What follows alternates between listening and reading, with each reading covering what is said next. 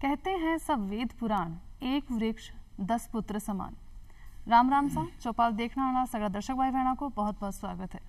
बिल्कुल सही बात कही गई है दर्शक भाई बहनों के। अगर आप अपने वेद पुराण अपनी पहले की प्राचीन संस्कृति की बात करें, जब से लोग अपने वृक्षा को महत्व जाना है, वृक्ष ने 10 पुत्रों का समान समझे है, लेकिन ये बात ने आज लोग जानता हुआ भी ये चीज़ ने अनदेखो कर रहा है, अंधाधुंध वृक्षों की कटाई कर रहा है। आपने निजी स्वार्थ के चलते इसको काम में लोग कर रहा है। कई बार आप शहरीकरण के नाम पे, कभी विकास के नाम पर भी आप देखा कि वना की कटाई अंधाधुंध तरीके से करी जा रही है। तो इससे बहुत सारा नुकसान आप सब ने, पूरी मानव प्रजाति ने और पूरी जीव प्रजाति ने उठाना पड़ रहे है। तो जिया कि आप सभी जाना कि जुलाई को पहलो सप्ताह अभी चल रहे हो और ये पूरा सप्ताह के अंदर आप वन महोत्सव मना रहे हैं। हाँ, वृक्षारोपण भी खूब जोर शोर से हो रहे हैं। तो ये पापा चर्चा करांगा विशेष रूप से। और आज आपनो जो विषय है वो है आओ हम सब मिलकर पेड़ लगाएं। तो ये पे जानकारी लेने के लिए आज एक महान शख्सियत आपने साथ पधारी है। आप हैं विष्णु लांबा जी, जिन्हें आप ट्री मैन ऑफ इंडिया के नाम से भी जाना है। तो बहुत बहुत स्वागत है आपको विष्णु लांबा जी। तो जिया कि अभी वन महोत्सव चल रहे हैं, तो वन महोत्सव के बारे में आप सबसे पहले आप जानना चाहोगे कि जी जुलाई के पहले सप्ताह पर मना रहे हैं, तो कब से आप इन्हें मना रहे हैं और इसकी जरूरत आपने क्यों महसूस हुई कि आप मनाना पड़ रहे हैं? पहले तो आपका धन्यवाद। राजस्थान की जनता जनार्दन को खमा घनी राम राम और वन महोत्सव की शुभकामनाएं।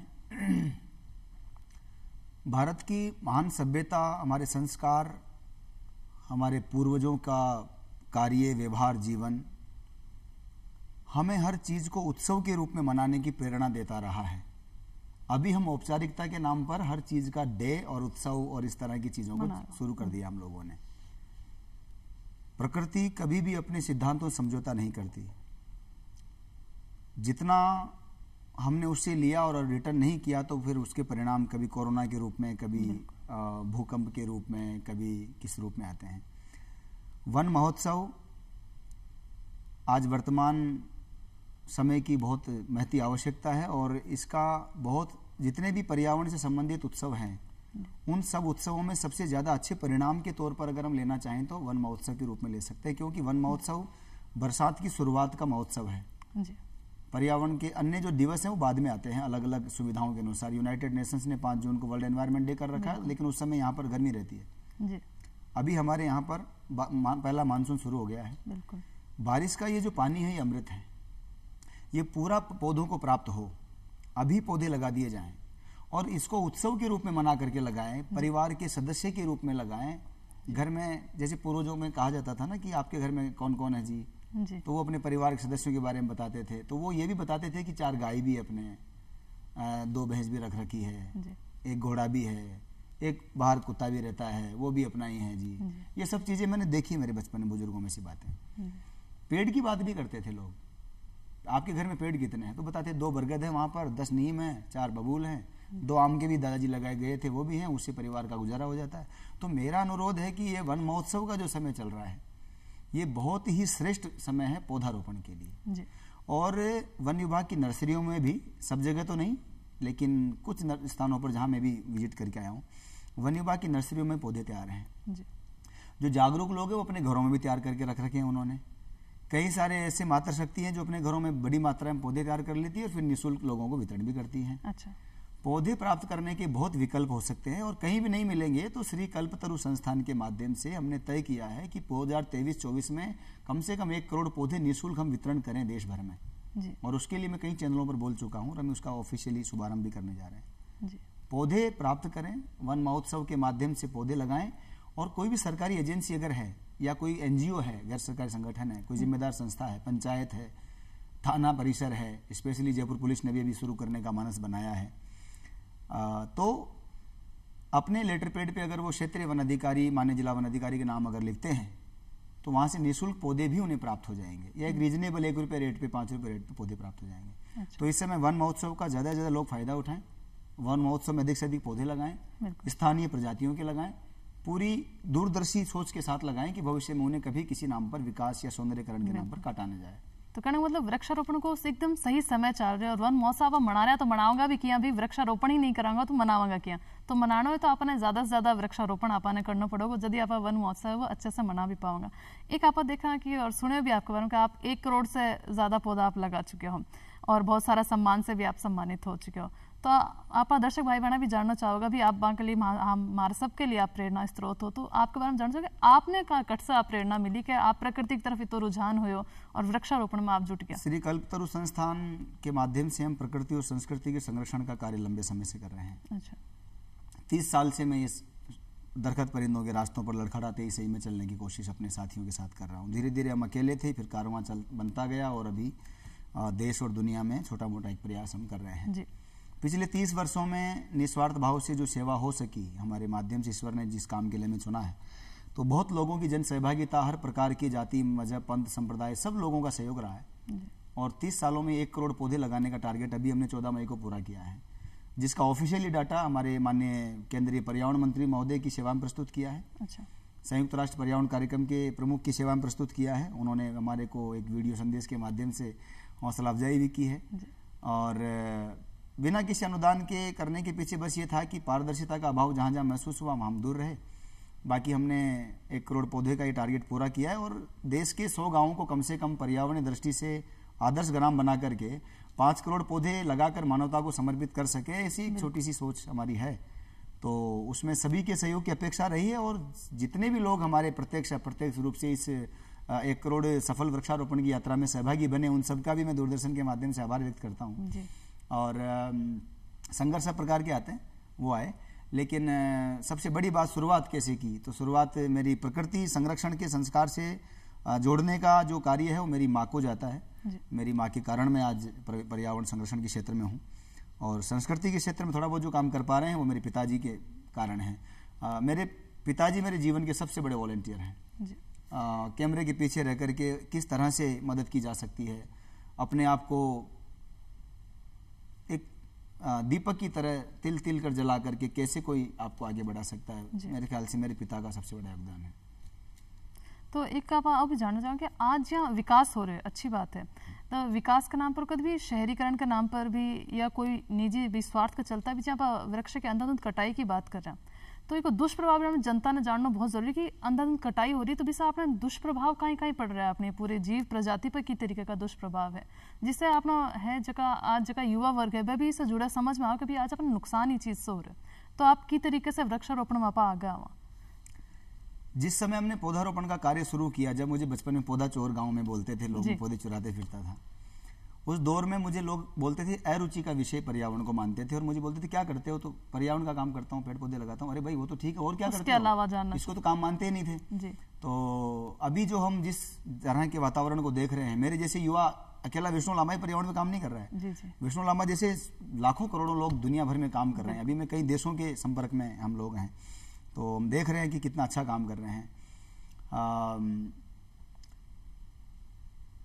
कहीं भी घर बनाते हैं, पंचवटी में भगवान राम ने यही संदेश दिया, घर बनाया तो 5 पौधे पहले लगाए तो पंचवटी उसका नाम हुआ। तो मेरा गांव जो लामा पंचायत है उसमें एक गांव के पास में चमनपुरा, वहां पर जो भी नया घर बनाता है वह नीम का पेड़ लगाता है। उस गांव में हर घर के बाहर आपको नीम का पेड़ मिलेगा, मैं दूरदर्शन बोल रहा हूँ। अच्छा। हर घर के बाहर नीम का पेड़ मिलेगा। नया कोई घर बनाएगा तो उस गांव का नियम है वो 1 पेड़ पहले लगाएंगे। तो ये हमारे पूर्वजों का संस्कार रहा है और आज का नहीं है, ये 5000 साल पुराना संस्कार है, घर बनाने से पहले पौधा लगाना है। अब ये जागरूकता उस समय नहीं थी, मकान बनाना है, बीच में थोड़ा दिक्कत आ गई, संस्कारों का थोड़ा इधर उधर हो जाता है समय के अनुसार, तो दीवार बनानी है, पेड़ काट दो क्या दिक्कत है। अब उस समय इतना सारा कानून भी वो नहीं था। अभी तो हम लोगों ने इतने लोगों को बंद करवा दिया, इतनों के खिलाफ मुकदमे करवा दिए। इतनी सारी थोड़ी जागरूकता वो भी करनी पड़ी मजबूरन, उसके प्रभाव अच्छे बुरे भी हमें देखने को मिले। लेकिन आज कहीं भी हम बड़ा अच्छा लगता है जब कहीं कोई पेड़ काट रहा है और कोई फोन आता है कि मेरा नाम मत बताना, यहाँ ऐसा हो रहा है। बहुत ऐसे हमारे को कॉल प्राप्त होते हैं, कई सारे वन्य जीवों के शिकार के, हरे पेड़ों की कटाई के, नदियों के। तो जागरूकता निश्चित रूप से आई है, लेकिन मेरा इतना ही कहना है कि स्पेशली जहाँ भी आप घर बनाते हैं वहाँ पेड़ लगाइए और विकास के नाम पर विनाश के रास्तों पर मत बढ़िए। काशी मठ खतरे में आ गया, पूरे देश में सन्नाटा पसरा था। ऑल वेदर रोड के मामले को लेकर के आप देख सकते हैं।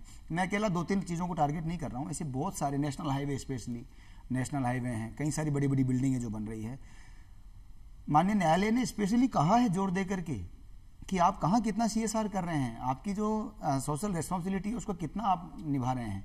तो अगर वो नहीं निभा पाते हैं तो समझदार जो जागरूक लोग हैं, जागरूक संस्थाएं हैं, उनको आगे आना चाहिए, उन लोगों के खिलाफ एक विषय लेना चाहिए और जिम्मेदारों को जागरूक लोगों तक वहां तक पहुंचाना चाहिए विषय को निश्चित रूप से। तो क्या मतलब वृक्षारोपण के साथ साथ अपन अगर कोई अवैध कटाई भी हो रही है तो बिन रोकने को भी अपन कोशिश करनी बिल्कुल, चाहिए। आप पेड़ बचाना, उगाना, लगाना, हरे वृक्षों की रक्षा करना, ये आपका नैतिक दायित्व भी है, सांस्कृतिक दायित्व भी है, आपका संवैधानिक दायित्व भी है। भारत का संविधान भी आपको इस बात के लिए कहता है कि आप जो हमारा जीव जगत है, जल, जंगल, जानवर और जमीन, उसका संरक्षण प्रत्येक नागरिक की जिम्मेदारी है। बिल्कुल, और ये सभी की आपके घर में पेड़ लगाओ, आप काट दोगे तो आप मालिक नहीं हो उसके, उसकी भारत सरकार मालिक है उसका, आप मालिक नहीं हो। आप अगर घर में, मेरे खेत में थे साहब, 10 नीम के पेड़ काट दिए, कैसे काट दिया आपने? वो आपकी संपत्ति नहीं है। तो इसलिए जहां भी कुछ नया निर्माण होता है वहां पर जैसे सरकारी योजनाएं होती है या प्राइवेट योजनाएं होती हैं, वो विकास के नाम पर बढ़ती हैं, पर्यावरण एनवायरमेंट क्लियरेंस लेती हैं, लेकिन कागज तक ले लेती हैं। तो थोड़ा सा प्रयास करना चाहिए, क्योंकि हमारे भविष्य का सवाल, हमारी आने वाली पीढ़ियों का भविष्य का सवाल। संरक्षण की बात करना पर्यावरण की, तो देखा कि आप एक इंसान को काम नहीं है, सब व्यक्ति, आप भी अगर कोई मिशन लेकर चलो तो आपके साथ भी बहुत सहयोगी रहा होगा। तो लोगों ने जोड़ने के लिए, जागरूक करने के लिए, जहाँ पर देखा कि हर धर्म का लोग है अपने भारत में, तो धार्मिक चीज़ों से आज अपना इंसान ज़्यादा जुड़े हुए कि अपना धर्म ओ कहवे भाई तो आप वो काम कर ले, वहाँ एक धार्मिक डर की वजह से ही सही। तो आप हर धर्म के लोगों के साथ काम करे है, तो वहाँ के साथ भी अनुभव आपको किस तरीके से आप बने धर्म के हिसाब से भी जोड़े है? पर्यावरण संरक्षण किसी एक जाति, मजहब, धर्म, संप्रदाय, भाषा, इन सब चीजों का विषय नहीं है, ये सबका है, सबके लिए, सबको करना चाहिए। सब प्रकार के वातावरण को देखते हुए, सब प्रकार के अनुभव लेते हुए हम एक जगह तक, जिस संस्कार से हम निकले वहां तक हम सिमट गए थे। हमें समझ में आया कि पर्यावरण संरक्षण जो है वो सबका विषय है। यहाँ पर एक कब्रिस्तान है सांगानेर में, तो वहां पर एक हमारे मित्र हैं, उनको मैंने कहा कि भाई आप, मुस्लिम धर्म कहता है कि हमारे जो जिसका इंतकाल हो गया है वो कब्र में महफूज है। तो वो मैंने कहा, मजाक में मैंने उनको कह दिया, वह मुल्ला जी बैठे थे, मैंने कहा ये फिर धूप में काहे को है, छाया रखो ना इधर। तो उन्होंने प्रेरणा दी, कर रही तो बहुत अच्छी बात है, पेड़ लगाने चाहिए। हम कब्रिस्तान में गए, हमने वहाँ पेड़ लगाए, फिर भट्टावस्ती में गए, वहाँ पेड़ लगाए, और एक कार्यक्रम चलाया पुरखों की रूह की सुकून के लिए। अच्छा। और हमारे कल्पतरु संस्थान में जो मुस्लिम वॉलेंटियर्स हैं, गर्ल्स बॉयज, उनको हमने कार्यक्रम अलग से सौंप दिया, रक्सो निगार करके। तो उन लोगों का जो भी कुरान वाटिका और इन सब चीज़ों का जो जिक्र आता है, उन लोगों के यहाँ पर जो भी है प्लांटेशन का, उनको उनके माध्यम से जोड़ दिया, वो पेड़ लगाने का काम शुरू कर रहे हैं।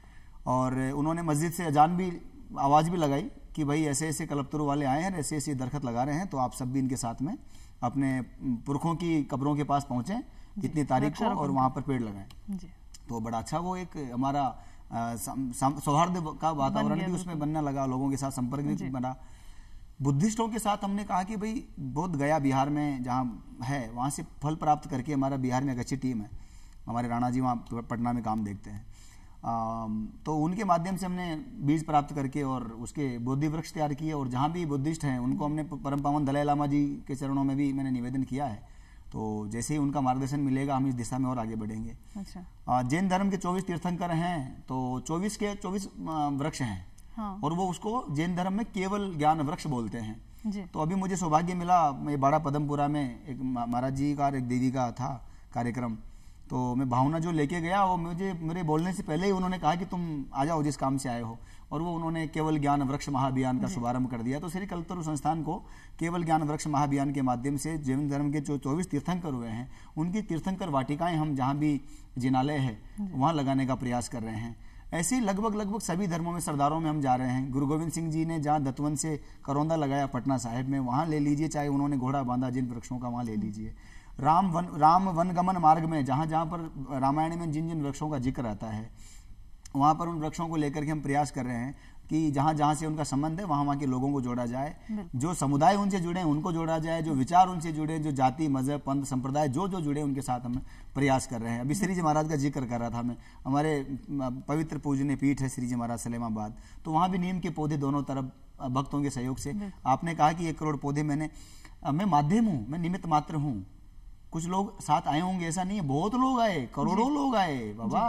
30 साल एक व्यक्ति 25-30 साल बाद शुरू करता है अपनी कहानी, और 60 के बाद कहानी खत्म कर लेता है, फिर बाद में वो लकड़ी पकड़ लेता है जी। खुद को रिटायरमेंट घोषित कर चुका होता है। हमने 7 साल की उम्र में शुरुआत की और अनवरत चल रहे हैं जी। पर्यावरण संरक्षण केवल वन महोत्सव का विषय नहीं है, 5 जून का विषय नहीं है, ये केवल एक डे का विषय नहीं है, ये 24 घंटे की जागरूक मानसिकता को लेकर के चलने का विषय है। और इसलिए हम लोग पिछले 30 सालों में असंख्य लोगों के प्रत्यक्ष अप्रत्यक्ष सहयोग के कारण ही से एक मुकाम तक पहुंच पाए। लेकिन वो छोटा छोटा सहयोग था। हमारा भी क्षमताएं छोटी थी, हमारी भी सोच छोटी थी। हम भी इतना ही मानते थे कि 5 पौधे केवल मिल जाएं तो हम कल्याण हो जाए, रेंजर साहब मुझे 100 पौधे दें तो कल्याण हो जाए। अभी मेरा मन नहीं भरता है 100 पौधों में। अभी मैं चाहूंगा कि दूरदर्शन के माध्यम से कि अगर कोई करना है सरकारों को, राजस्थान सरकार हो, भारत सरकार हो, कोई भी गवर्नमेंट हो, अगर करना है तो 100, 200, 500, 1000 बीघा जमीन दीजिए और फिर 300 बीघा मुझे मत दीजिए, मुझे नेमन नहीं चाहिए, आप रखिए अपने पास। तो और फिर 3 साल में देखिए हम कैसा फॉरेस्ट आपको लगा कर देते हैं। लेकिन बशर्ते किसी भी विकास के नाम पर, किसी भी सौंदर्यकरण के नाम पर हमारे पत्ते को भी कोई हाथ ना लगाए, ये लिख कर दीजिए। एक आप यहाँ देख रहा है कि जैव विविधता की अगर बात करा तो वह भी बहुत गड़बड़ा रही है। भाई जीवा की प्रजातियों की बात अगर अब करा, पेड़ पौधा की भी कई प्रजातियां जो लुप्त होने के कगार पर, लुप्त हो भी चुकी है कई। तो अब इस टाइम पर जब वृक्षारोपण हो ही रहे है तो अपना जब दर्शक भाई बहन देख रहे हैं और जो वृक्षारोपण कर रहा है तो मैंने कौन सी प्रजातियों को विशेष ध्यान रखकर आपने वृक्षारोपण करना ताकि वे प्रजातियां भी आप बचा सका? ये बहुत महत्वपूर्ण सवाल है। मेरे दादाजी के समय, आपके दादाजी दादी के समय जो पौधे, जो पेड़ पौधे, पशु पक्षी आसपास के वातावरण में जो दिखाई देते थे वो कहीं दिखाना बंद हो गए। मेरा बचपन जिस घर में बीता है, थोड़ा बहुत जितना बीत सका, बरगद का विशाल पेड़ था। मेरा पूरा गांव जानता है, आप पता कर सकते हैं लांबा गांव टोंक जिले में जाकर के। मेरे घर में खूब सारे गिद्ध बरगद के ऊपर, मोर। छोटे बच्चा था तो मैंने कई बार गिद्ध ऐसे बैठा रहता था, मैं खाना खाता था मेरे घर में, सारा नीचे वाइट हो जाता था, वो बीट गिरती थी उसकी। मुझे सब ध्यान है। मुझे वल्चर बहुत अट्रैक्ट करता है, बचपन से मेरे जुड़ा है। मोरों की इतनी आवाज़ें, इतनी चीज़ें, बहुत कुछ वहाँ पर था जो बहुत छोड़ आए हम, और अब धीरे धीरे वो भी हमें छोड़ते जा रही है चीज़ें। स्थानीय प्रजातियों का संरक्षण इतना आवश्यक हो गया है। इस संयुक्त राष्ट्र पर्यावरण कार्यक्रम की पिछले साल की जो रिपोर्ट है उसके अनुसार विश्व की पेड़ पौधे और पशु पक्षियों की 10 लाख से अधिक प्रजातियां समाप्त होने के कगार पर है या समाप्त हो चुकी है, ऐसा यूएन का मानना है। ये विश्व की सबसे बड़ी संस्था का मानना है। अब हमारी जिम्मेदारी क्या है कि हम अपने बच्चों को संस्कार दें। आज हम बीजारोपण कर रहे हैं ना पौधों के लिए, ऐसे ही अपने बालकों में संस्कारों का बीजारोपण भी करना पड़ेगा, उनको बताना पड़ेगा। और बच्चे आजकल बुजुर्गों की गरिमा कैसे बनी रहे, ये भी एक बड़ा प्रश्न है। तो बच्चे अपने दादा दादी के पास बहुत कम बैठ रहे हैं। वो जाएं, पूछें उनसे कि आपके समय में कौन कौन से पेड़ पौधे थे, कौन कौन से पशु पक्षी थे। दादा उंगली पकड़ के लेके जाएगा, बताएगा ये गजाई है बेटा, ये सावन की डोकरी है, अभी सावन चल रहा है। आप पूछो बच्चों को जो अभी बड़े पढ़े लिखे अंग्रेजों में, वो जानते नहीं सावन और डोकरी, दोनों शब्दों का मतलब नहीं जानते। एक लाल कलर का छोटा सा जीव होता है, आप जानते हैं, तीज, जिसे तीज भी बोलते हैं। वो तीज, वो सावन की डोकरी बोलते हैं हमारे टोंक में। तो वो चीजें अभी लुप्त हो रही है कई सारी। तो स्थानीय प्रजातियों के पौधे लगाए जाए। अभी मैं देख रहा हूँ शहर के अंदर कोर्नोकार्पस भर दिया गया है, वो कार्बन डाइऑक्साइड देता है। कई सारी दूसरी देशों की सरकारों ने तो उसको उखाड़ के फेंक दिया है। पिछली सरकार में हमारे पड़ोसी देश के फॉरेस्ट मिनिस्टर ने उसको स्पेशल आदेश देकर हटवाया। अभी मैं विदेश यात्रा से आया हूँ, कहीं बाहर जाकर के जिस देश में गया वहाँ का हालात ही कुछ अलग टाइप का। वो लोग बहुत सोच समझ के काम कर रहे हैं, जबकि हमारा अपना संस्कार रहा है, हमारी सभ्यता रही है कि हमने स्थानीय प्रजातियों को बहुत महत्व दिया है। तो यूकेलिप्टिस हम जबरदस्ती लगाते रहे हैं, कोर्नोकार्पस हम लगा रहे हैं, एलेस्टोनिया हम लगा रहे हैं। इन सब चीज़ों की बजाय हम बरगद, खेजड़ी, नीम, शीशम, अमरूद, आम, जो हमारी स्थानीय प्रजातियों के, आपने रोहिड़ा का खूब नाम सुना, राजस्थान में रोहिड़ा, बहेड़ा, ये सब नाम खूब चलते हैं, लेकिन देखने को कहाँ मिलता है। जयपुर में मेरे ख्याल से 1 या 2 पौधे मैं देखता हूँ, जहाँ भी मैं लंबे समय से देखता हूँ। तो स्थानीय प्रजातियों का संरक्षण हो, ये बहुत जरूरी है। तो जो भी दर्शक हैं दूरदर्शन के, जो हमें देख रहे हैं, उनसे बस यही प्रार्थना है कि जहाँ भी पौधा खरीदने जाएं, अगर आपको नहीं मालूम है तो वन विभाग के अधिकारी से कहें कि स्थानीय प्रजातियों के जो पौधे हैं हमें वही दीजिए। बिल्कुल। और इस मानसून के, इस वन महोत्सव के समय में पौधे लगाना बहुत लाभकारी रहेगा। और ये 95% चलेंगे, बाद में तो 85 तक हम सीमित टारगेट मान के चलते हैं, ये 95% चलेंगे आपके। जी।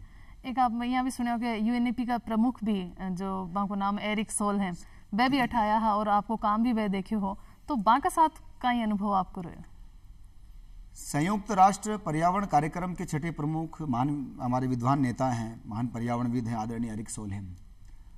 एरिक सोलहेम जैसे लोग दुनिया में बहुत चंद मिलेंगे आपको, माननीय प्रधानमंत्री नरेंद्र मोदी जी के वैसे मित्र हैं वो, लेकिन दुनिया में बहुत चंद मिलेंगे। इतने डाउन टू अर्थ लीडरशिप, और वो भी ग्लोबल लीडर का इतना डाउन टू अर्थ होना मेरे लिए बहुत बड़ी बात है। एक वैश्विक मंच पर ले जाने के लिए, हम देश में तो ठीक है social media, special thanks to Mark Zuckerberg और धीरूभाई अंबानी जिन्होंने वो छोटा रिचार्ज दिया था 1100 का, इतना सा फ़ोन आता था एक, 10 रुपये का रिचार्ज करवाता था, इरफान भाई वाला एड आता था उस समय, और मार्क जकरबर्ग ने हमें फेसबुक दे दी तो हम बहुत जगहों पर भारत में पहुंच गए थे। लेकिन अदर कंट्री जाने का जिसकी वजह से हो सका है उसमें सबसे बड़ा योगदान एरिक सोलिम का है कि आज हम दुनिया के 13 देशों में तो खुद काम कर रहे हैं और कई जगहों पर हम लोग लगातार अपनी चीज़ों को लेके जा रहे हैं, लोग प्रेरणा ले रहे हैं। एरिक सोलिम साहब सोशल मीडिया के माध्यम संपर्क में आए, मैं रोज़ पेड़ लगाता, रोज़ डालता, उनको किसी ने कुछ कहीं ना कहीं से सोशल मीडिया के थ्रू पकड़ में आया, उन्होंने फॉलो किया तो मुझे विश्वास ही नहीं हुआ पहली बार तो कि ऐसा है। फिर उन्होंने इनबॉक्स में कुछ लिखा और मेरी कल्पना कर दी, नेल्सन मंडेला और महात्मा गांधी जैसे लोगों के साथ उन्होंने कुछ नाम जोड़ दिए अंग्रेजी में। तो मुझे लगा कि हम देखते हैं ना गाँव के अंदर बुजुर्गों को देख करके जवान लोग कुछ गलती करते हैं तो छुपा लेते हैं गलतियों को, बुजुर्गों के सामने नहीं करते, वो कई सारी चीज़ें ऐसी होती हैं। तो मैंने सोचा कि आदमी मुझे इतना बड़ा मानता है तो मुझे थोड़ा थोड़ा और सही हो जाना चाहिए। तो फिर मैं अंग्रेजी थोड़ा बहुत, मैं जैसी भी आती है मुझे पढ़ने का कोशिश की, उनके साथ जुड़ाव बनाया हल्का फुल्का। सबसे बड़ी बात है मैं अंग्रेजी सीख नहीं पाया बहुत अच्छी तरह, लेकिन उस आदमी ने मेरी भावनाओं को समझने में कोई कसर नहीं छोड़ी। और दुनिया के जिस भी देश में मैं जा रहा हूँ, जहाँ भी मैं अपनी बात पहुँचा रहा हूँ, हर जगह मेरे साथ वो पिलर बन के खड़े रहते हैं, अपना हाथ मेरे सर पे रखते हैं। और एरिक सोलिम ने not only in Vishnu Lamba, मेरे कार्यों में ही नहीं, मेरे संस्थान के वॉलंटियर्स के साथ भी, और जहाँ भी मैं उनको बताता हूँ कि उस कंट्री में फलां गली मोहल्ले में ये बच्चे अच्छा काम कर रहा है और मेरी जानकारी में आया और ऑथेंटिक बात है, तो वो उसको भी अप्रिशिएट करते हैं। मेरे लिए आश्चर्य का ठिकाना, मतलब आश्चर्यचकित था मैं। पिछले साल वो राजस्थान पधारे पहली बार मेरे अनुरोध पर, मेरे गाँव गए और वहाँ पर माननीय प्रधानमंत्री जी बोलते हैं कि 2 गुना किसान की आय होनी चाहिए। हमने तो 4 गुना की मेरे गाँव में, जहाँ पर एक फ्रूट का पौधा नहीं था मेरे बचपन में, वहाँ पर भी 1.5 लाख फ्रूट प्लांट लगा करके हमने आय 4 गुना की और ट्रकों के ट्रक अमरूद बेचे मेरे गाँव के किसानों ने। और मार्टिन मार्शलैंड अभी स्पेशली नीदरलैंड से पधारे, वंडरलैंड के हेड, और उन्होंने भी उनको, तो मतलब बहुत सारी महान हस्तियां से भी आपने इस तरीके से मिलने को भी मौका मिले और आप साथ काम भी करें। एक आपकी योजनाओं की बात करें तो एक ग्रीन लंग्स नाम करके आपकी जो योजना के बारे में भी, वैश्विक स्तर की प्रतिष्ठित संस्था वंडरलैंड के सहयोग से हम लोगों ने पहला ग्रीन लंग्स का एक प्रोजेक्ट किया पुणे में, दूसरा हम लोग करने जा रहे हैं देहू में, और अभी मार्टिन मार्शलैंड भी मैंने बताया आपको, स्पेशली हमारे यहाँ पर रश्मि जी मैडम और सब पधारे। भारत की 5000 साल पुरानी तकनीक है, स्थानीय तरीके से पौधा कैसे लगाया जाए। हमारी संस्कृति ने पौधों को भी परिवार का हिस्सा माना है। बिल्कुल 4-4, 5-5 पौधे एक ही प्रजाति के, स्थानीय प्रजातियों के एक ही तरीके के लगाए जाएंगे, एक निश्चित दूरी पे लगाए जाएंगे। ये हमारा एक परंपरागत तरीका है, ट्रेडिशनल थॉट है जंगल लगाने का। ये अद्भुत मानव निर्मित जंगल हमने एक लगाया, सक्सेस रहा।